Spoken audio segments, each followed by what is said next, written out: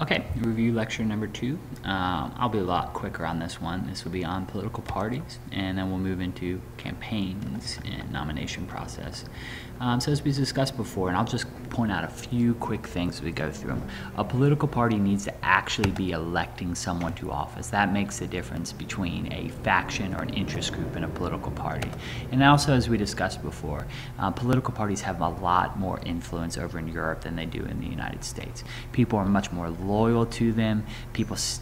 Candidates stick with the platform, and it is the way in which you rise to power.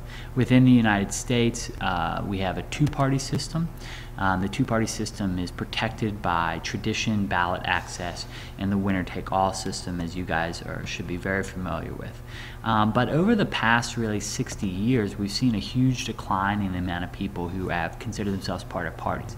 That being said, more people consider themselves Democrats than they do independents. But the Democratic Party has been the one that's been hurt the most and has seen the most people move over to independence. Republican Party has remained pretty constant over the past 60 years.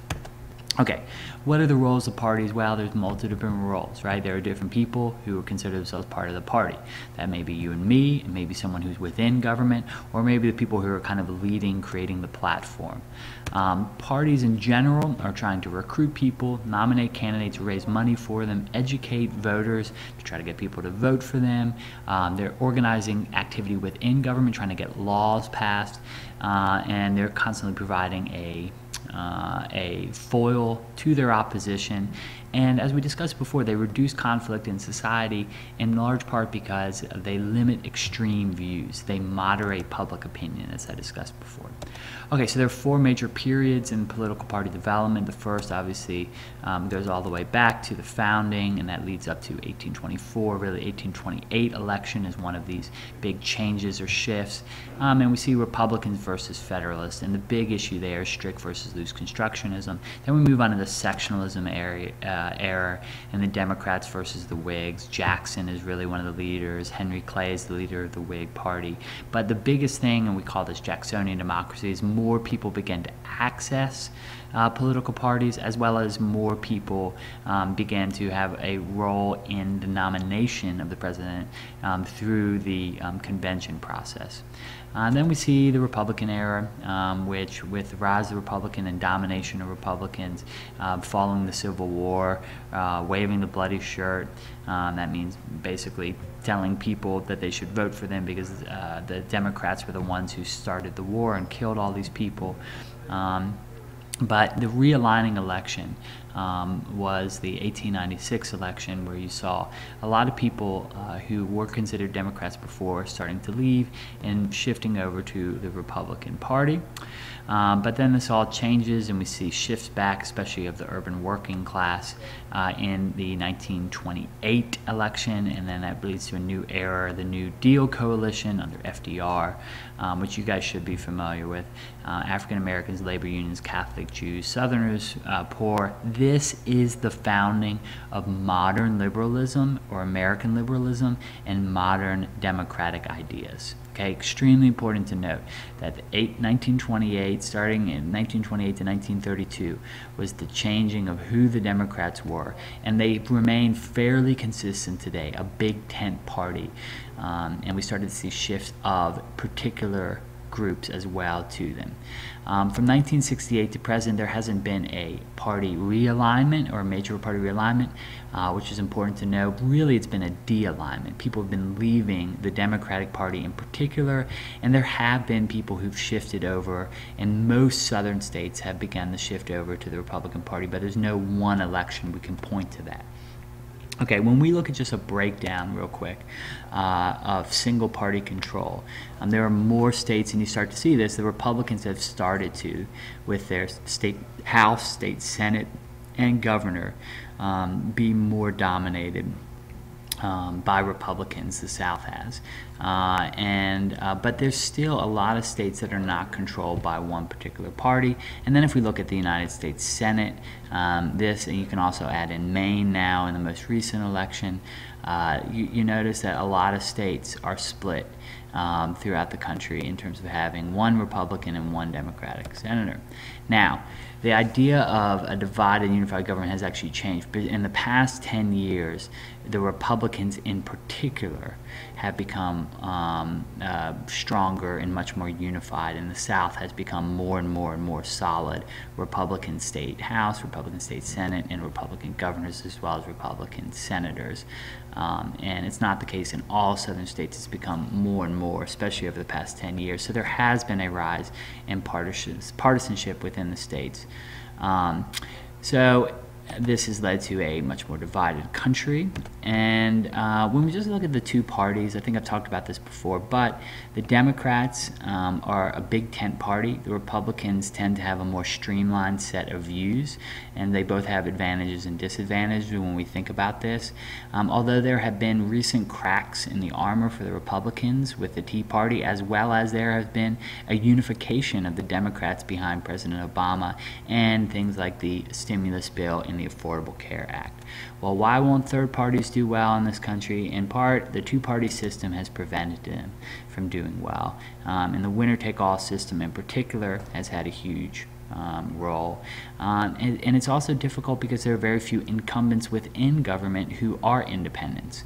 So across the board, it's very difficult for independents or third parties to rise up. We've seen a number of positive attempts, but even the best, like Teddy Roosevelt, who won the most electoral college, or George Wallace, or even Ross Perot got 19% of the vote, really aren't close to winning general elections. So what is the role of third parties in general? They play a spoiler role, which you can see here, that in every single time that you saw a strong third-party candidate showing, you also saw a huge decrease in one of the other parties who was most like them. That's the key thing to note. Third parties tend to hurt candidates in major parties who are like them, causing someone who is very different from them often to win those elections.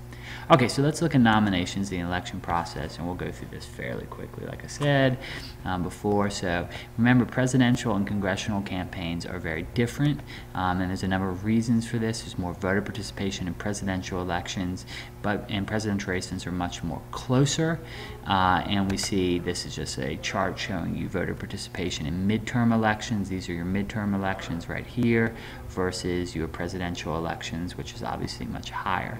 Another big thing is lower turnout, though, has led to more partisanship, and you have to have candidates who appeal to more partisan voters in those midterm elections, because the only people who are voting are those who are far more partisan.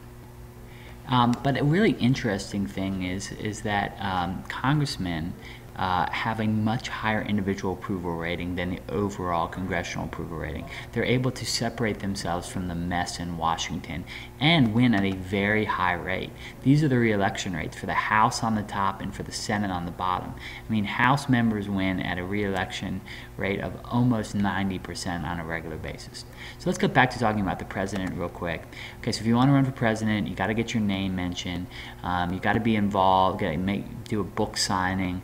You also have to start to assemble a staff, have a good campaign manager and press secretary. You have to set aside time to run, which now takes more and more time. Look at more recent candidates like Mitt Romney, as well as Barack Obama started their campaigns at 4+ years ahead of time. You have to raise money. We'll talk more about this later, but there are limitations upon how much money you can raise. But if you want to accept public funding, you have to raise small amounts of money in many states, or you have to raise in 20 states $5,000 or more through contributions of $250 or less. And it's become more and more expensive to win and run campaigns. So raising money is an important piece of running for president. And like I said before, you have to assemble a good staff. You have to get volunteers. You have to get information on, where is your candidacy going to move on particular issues. So you're asking for a lot of people to write position papers for you, and then you have to figure out what your theme is.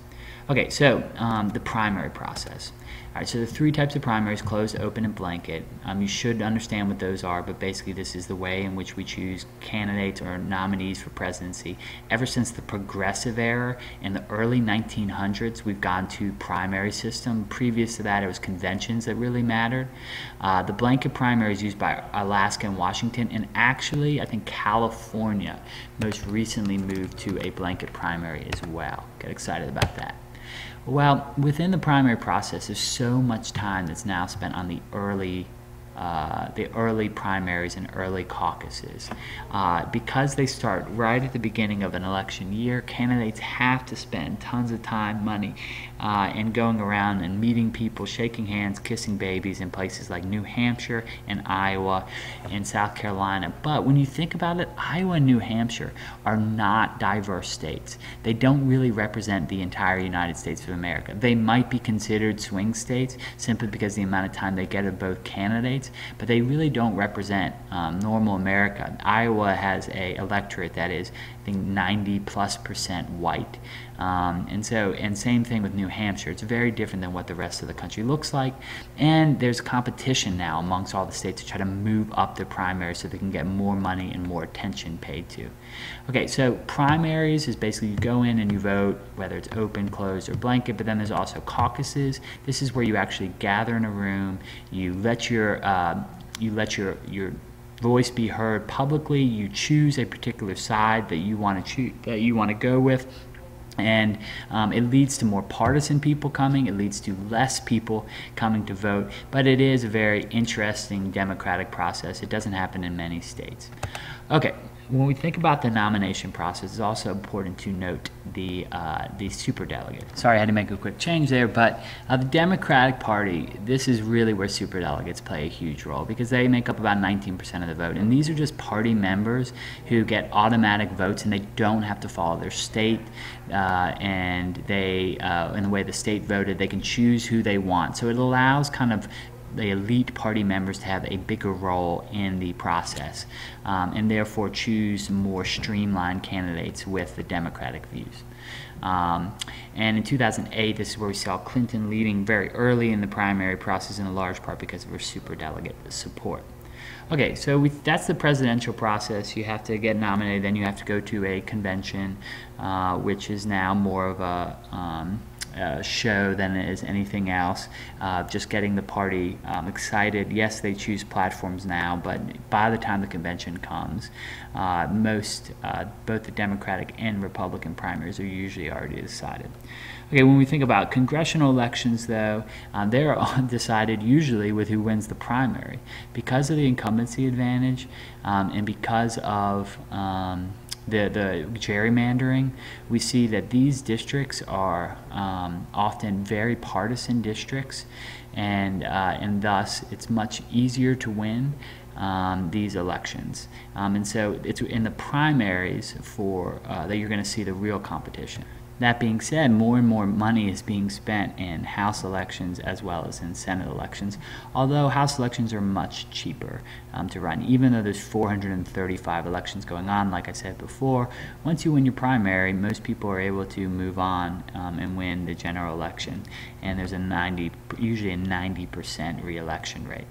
Well, as I discussed before, gerrymandering is one big issue, and we've read articles, so I won't spend too much time, but basically gerrymandering is a process of trying to isolate voters in particular districts. We see this in Virginia, where you see small districts and these lines that are going to basically isolate particular groups to allow more of one party to be able to win the election, and this has allowed something like this to occur, where a Republican-controlled House and Senate in Virginia has isolated the Democrats into winning only 3 seats, even though Democrats control both House or both the Senate. Other than constituent service, most congressmen also provide pork for their district, which we'll talk more about pork bailing later on, but this allows congressmen to be able to do small things to get funds for local projects. And this allows them to get reelected over and over. That being said, they still must consider reelection from the first day they come into office, and so they're constantly raising money. And I'll discuss the raising of money as well as the role of interest groups in the next lecture. So hold on.